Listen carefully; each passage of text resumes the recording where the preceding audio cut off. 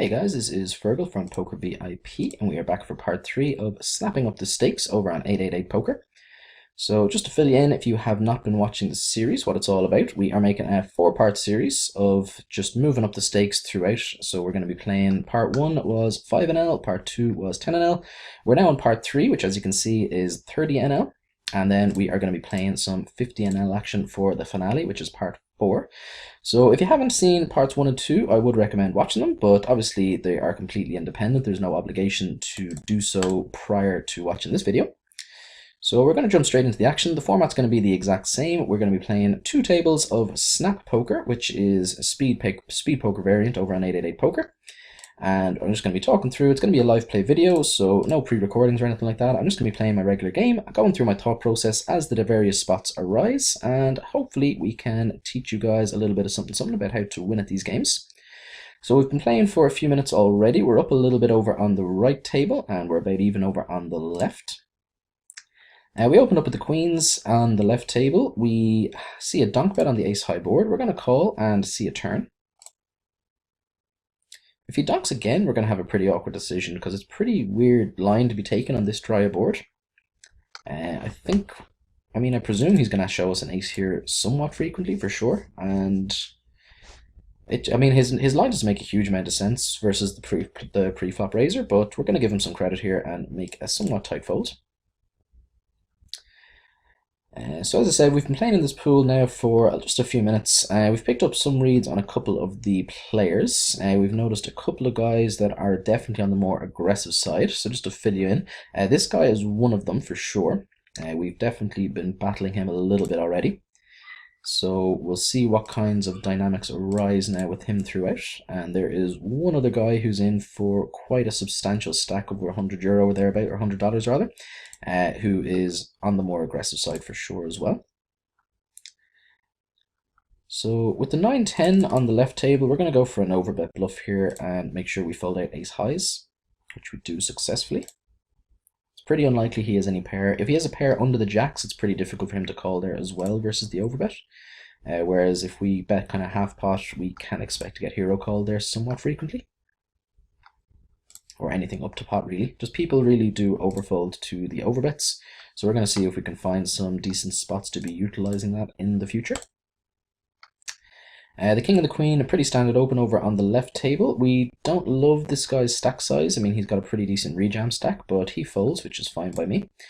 We're going to start this off with a check. This guy's stack size makes things a little bit awkward as well. I mean, he's fairly short, so his flat calling range is going to consist of a decent number of pairs that are looking to get it in here on this board, and he's probably not going to be folding a lot of his strong ace highs as well. And he shouldn't have that many kind of pseudo connectory type hands or anything like that with his stack size, so we're going to just give him the credit there and fold. We could have c-bet that flop for sure and then fold it to a raise, and that wouldn't have been a crazy line by any stretch, and it's something that I would do from time to time.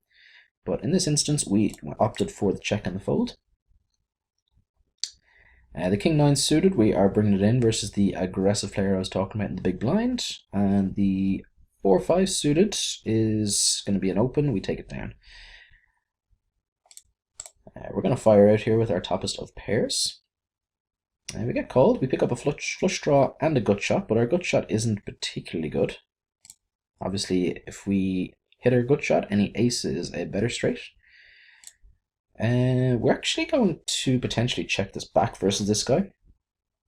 We haven't seen him doing the kind of check calling game much. He's generally very, very aggressive, so I'm actually a little bit suspicious when he takes this line.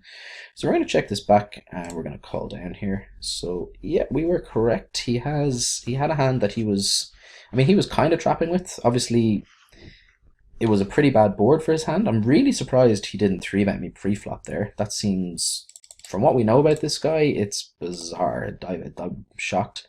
But it does happen though. We flop a set, which is a very strong hand. So let's have a bet. We're going to bet reasonably small. We have quads, which is an even better hand.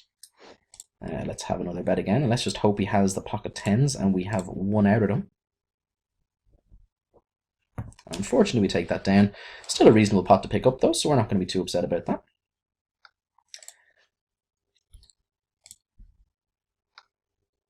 The ace and the 9, we are going to be stealing blind versus blind. And we're going to be opening up the 5-6 suited as well over on the left table. King Jack offsuit, we are going to be defending. It's just a case of whether we want to use it as a call or as a 3-bet. I'm probably going to 3-bet, especially now with the caller behind. We're going to be bringing this in for a squeeze. And over on the left table, we flop a flush draw. We have the flush draw, and it's an ace high board. It's going to be a pretty profitable board for us to be c-betting anyway with all sorts of our range. So we are going to fire out a bet here. We take it down with 6 high, which is an absolutely fine result. Obviously, we do have decent equity there if we do get called anyway, though.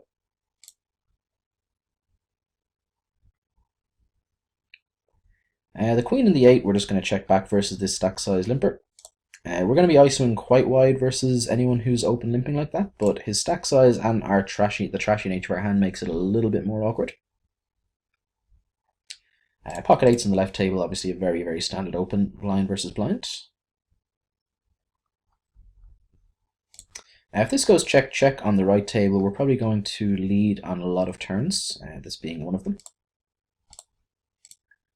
And we're probably going to fire rivers as well, especially when we bink our gut shot. If I was going to be betting here as a bluff, I would have likely chosen an overbet sizing, but obviously with the nuts are close to it, that would be bad in this particular situation, I feel. Checking to try to induce there wouldn't be crazy either. I mean, he's definitely going to have some flush draws, some picked up flush draws in the turn there that missed and so on. But I think just betting for value there is going to be fine as well. And the 9-6 offsuit, we are going to fold. There we go. King 4, we're not really thrilled about it, but if it's folded around to us, we can steal blind versus blind. If there's any open before us, though, we are going to be giving up our hand. I don't think we're going to be able to turn a profit there out of position, especially versus this insanely large raise from the short stacker. That is absurd. He's just over 6x'd it when he has, what, like 20-something BBs, which seems pretty bad to me. Overall, I have to say the standard of the pool in these games has not been phenomenally good. We've gotten away with a lot of things in general that maybe we shouldn't have, which is always a good thing. Ace Queen, we're going to be 3-betting with a reasonable frequency here. We're going to call here with the 7-5 suited and see a flop versus our aggro opponents. We completely whiff. We have some backdoor equity, but very little, so we're going to fold.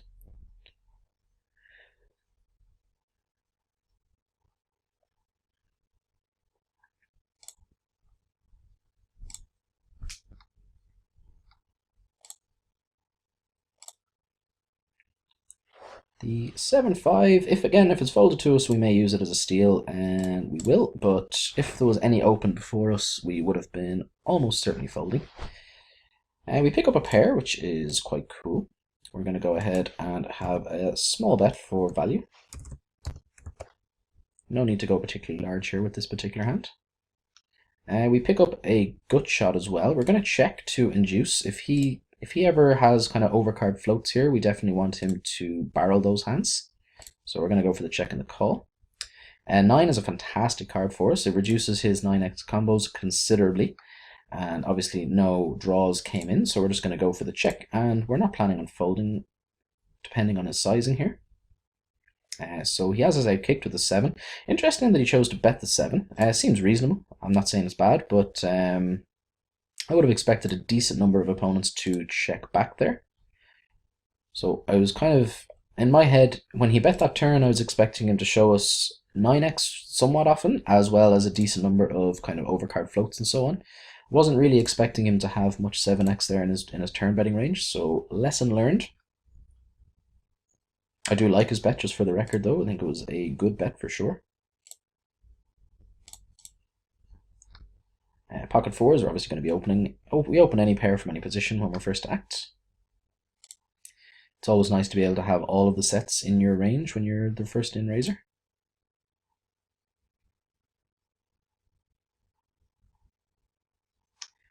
The ace and the queen in the small blind, we are almost certainly going to be bringing that one in for a either raise or a 3-bet. We are just going to call the under the gun opener.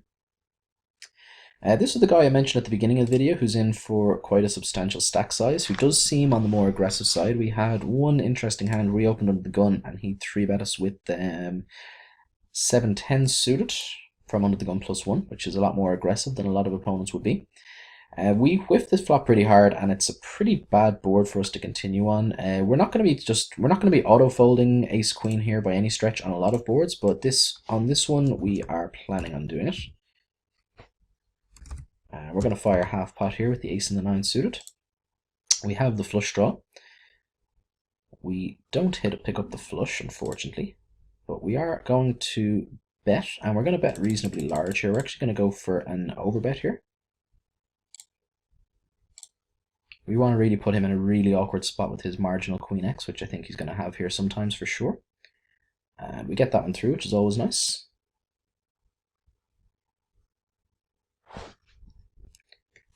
When he does call there, I mean, the only bad thing about that overbet is that we will fold out some of his dominated flush draws for sure. But the problem with his dominated flush draws is that unless we improve to a flush, it actually puts us in a really tricky spot because we're not going to be able to call many river bets. And there's a decent chance that he's going to turn those hands into a bluff on the river. So it kind of puts us in a little bit of an awkward spot where we have to consider making a call down for 3 streets, like in a pretty large pot with ace high. So folding out his flush draws, while it's not what we want, it's not actually, when we're out of position, it's not actually a terrible thing necessarily. And as I said, like when we put in that overbet, it just puts him in a really, really awkward spot. If he has a hand like, say, Queen Jack or Queen 10 there, it just puts him in a really horrible spot. We have top and bottom pair on a reasonably scary board. We're going to go for just the check call here for now. And that's a really awful run out for us. We weren't planning on folding by any stretch, but just it's not really a hand that I wanted to play for stacks. Any hand that he's looking to get stacks in here, we're going to be in a lot of trouble against in general. So that's why I did not to raise this flop. Like me, he has all of the straights. He's got ace jack in his range and so on. And if we go for the check raise, all we're going to do is fold out an absolute ton of hands that beat us. So that's not something that I'm a huge fan of doing. And then just the board got worse and worse then as the turn and the river rolled off, unfortunately. We have the pocket sevens on the right table. It's promising that we have seen this go check, check. We're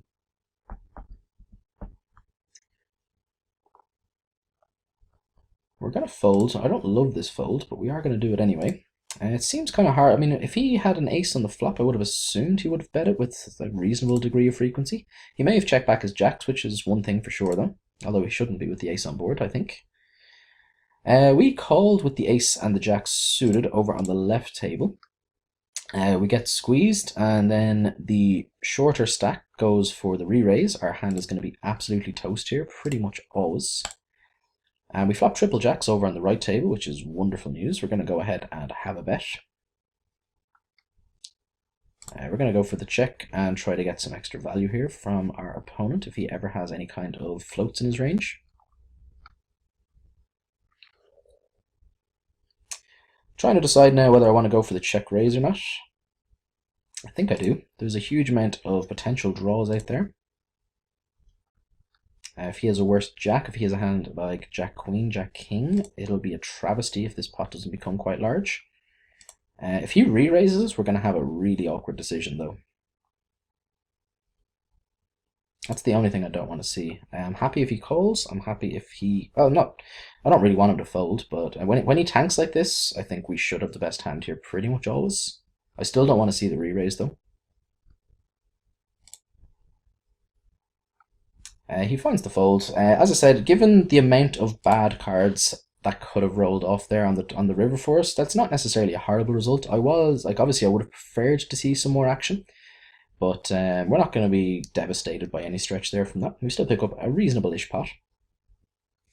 The 9-10 we just defended versus a button open when the small blind called with the 9 and the 10 off suits. We whiffed the flop pretty hard, so we're going to fold.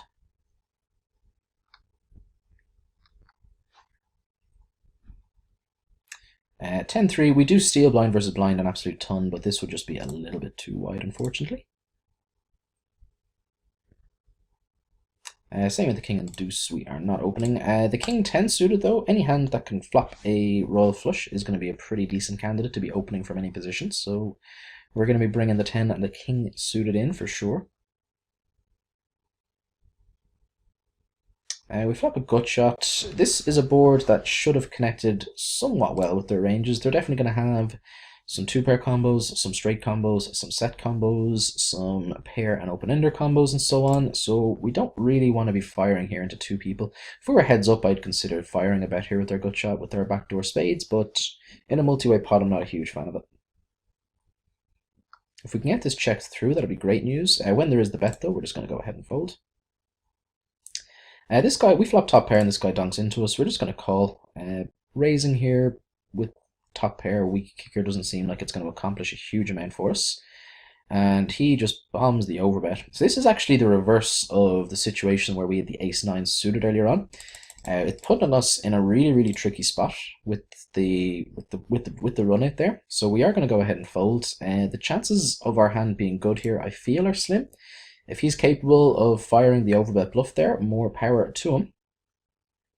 This raise is actually a little bit too much. I meant to make it slightly smaller.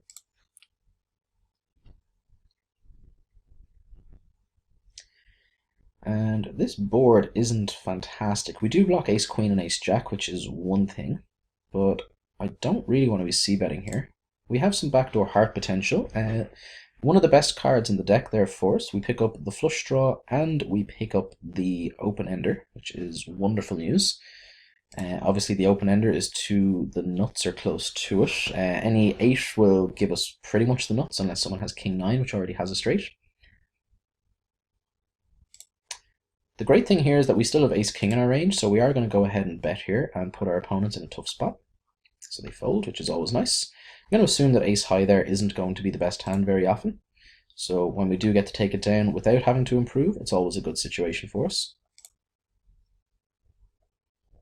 It is possible ace high was ahead there, but it's not all that likely, obviously. King deuce suited, we are going to be folding. As the queen 5 suited, we are more than likely folding. Yeah, even if it was folded around to us, that would have been just a little bit too thin for a raise. Queen deuce offsuit is going to be a fold.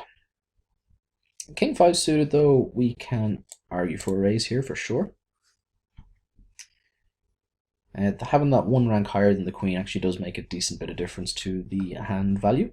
So this is going to be a fine steal raise. It goes re-raise, call, and a call, so this is actually going to be a pretty huge pot. The price that we're getting, I don't love calling 3-bets with this kind of hand, but we're just getting way too good a price to consider folding a suited king here, I think. Exciting news on the left table, we have the ace and the ace, and this guy just ships the 52 euro in without a care in the world. What a crazy ship. What the hell? We're obviously folding. We have a pair, but it's not likely to be the best hand ever. Although I suppose, I mean, he can definitely just be open jamming some draws there for sure, but he should, there's no hand that he should be open jamming there, so I'm not going to go and try to decipher what kind of range he should show up with there, because he shouldn't ever show up with an open jamming range there. So we're not going to try to delve into his inner workings there. Ace 2 suited, obviously we're going to be bringing it in for a steal. The queen 9 suited, we could open, and I think we will. This is again pretty horrendous board for the ace and the deuce. We are going to be checking this one and giving it up. Promising that it has gone check. When this guy checks again, we are actually going to fire here. There's no point in going too large. I mean, our bet isn't all that believable here, to be honest. So, I mean, if these guys are in any way good, they can for sure be raising us super light here. So I don't think there's much point in going particularly big there, unless we wanted to overbet. And I mean, I think that overbetting there is a little bit of overkill. I don't think it's necessarily required, because we're going to assume that the guys, in general, most of my assumptions are that the people I'm playing against aren't particularly good, and that they're not going to be able to see through that bet that often for what it is, which is a nonsensical bluff on the turn there. Like, my bet doesn't really make any sense. I'm not repping much at all. But fortunately, most people don't really think along those lines.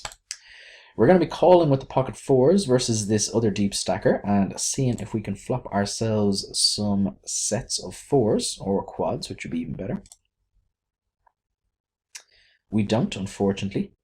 I have to say, I really like how the cards come out on 888. The way it's like as if it's like a live game where you see the card in the window and then they get spread out. It makes it just a little bit kind of, don't know if exciting is the right word, but it definitely adds a little bit more intensity to the flops, which is quite cool. I definitely like it. It goes. This guy donks out and this guy raises. We're going to assume this guy is going to have a reasonable hand fairly frequently.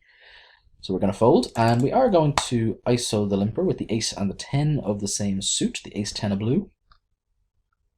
Not at all shocked to see the call. We're going to fire out a standard half pot c-bet here, see if we can take this down, which he gives it up willingly without a fight, which is always nice. Again, same kind of situation where ace 10 is actually going to be the best hand there fairly frequently. But betting it there just avoids us making any kind of costly mistakes on later streets by folding the best hand. The ace and the queen, obviously bringing it in for a raise. We get one caller from the small blind, and the big blind comes along for the ride as well. Pretty good flop for us. We have the toppest of pairs, we have a very strong kicker, and we have some backdoor potential to the diamonds. We're going to fire a half pot c-bet here. We get one caller. We're actually going to check this back. I don't really want to play for this guy's whole stack here, and I don't see him jamming that much worse than us. So I think just betting. We may have missed some value from diamonds there, but I don't think he's. I think like he's going to show us like a decent number of kind of 10x type hands and stuff like that as well, where he's just decided to peel once, and he will probably fold turn, but he may decide to try to hero us on the river. And the times where we are missing value from his flush draws and so on, I mean, it's not impossible that he decides to bluff his flush draws on the river. So in those situations, we don't actually miss value if he opted to do that. We're going to check back our top pair here. We have a gut shot as well. It's not an amazing board for us. It's pretty good, obviously. So I was checking back with the intention of betting on the turn.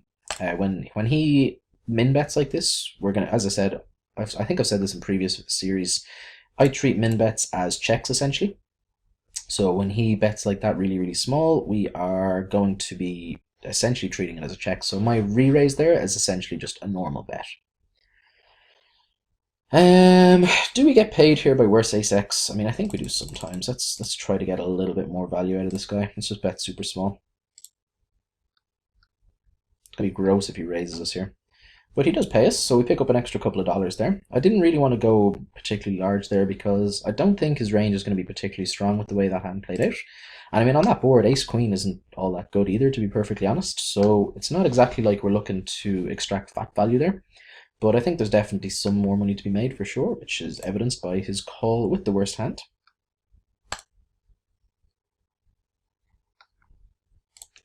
I wasn't really paying too much attention over on the left table. I was kind of distracted by the ace-queen hand. Obviously, we must have raised the ace-7, and then we just decided to check it down, which seems reasonable, I suppose. Possibly could have taken a better line there. We also could have led here with the open-ender. It wouldn't be absurd by any stretch. We are going to call. We're getting 4-1 in our money, and we have an open-ender, which is a good draw. We have a solid 8 outs to almost the nuts. There is a potential flush on board, which is the only downside to it. And we're just giving it up now when we brick off.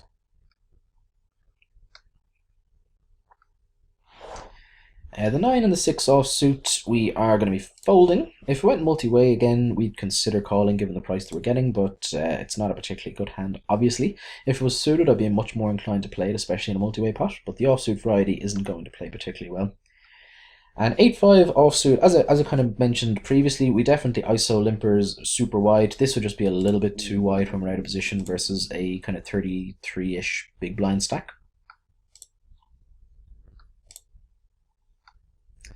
Pocket 9s, we are going to be playing this hand almost definitely. Let's just keep an eye on the action and how it goes before us. So just fold it around to us so we don't have any decision. It's just a very, very straightforward open, and we take down the blinds without a fight.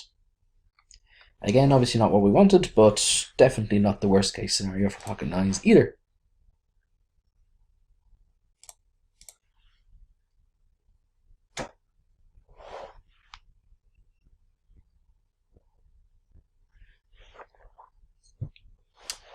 Pocket twos, we opened up from under the gun.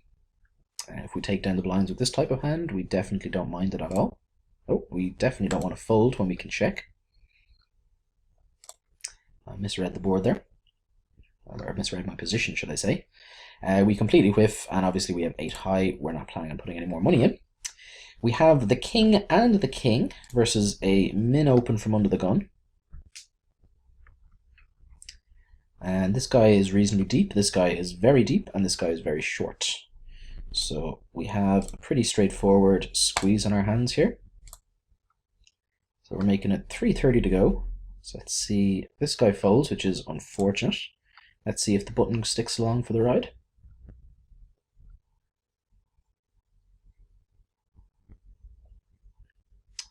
And not what we wanted there at all, but we still pick up nearly $2 for free, which is, again, I mean, not a horrible result by any stretch. Again, not what we wanted, but, you know, we can't be too upset. There's a huge amount of the time, obviously, where you have a hand as strong as pocket kings or pocket aces, and you just take down the blinds. In that case, we managed to take down the blinds, plus the min raise from under the gun, as well as 2 extra callers as well, so far from a terrible result. The ace and the king suited, again, obviously a very standard open. We're going to be 3-betting here. No need to 3-bet particularly large versus this guy's stack size.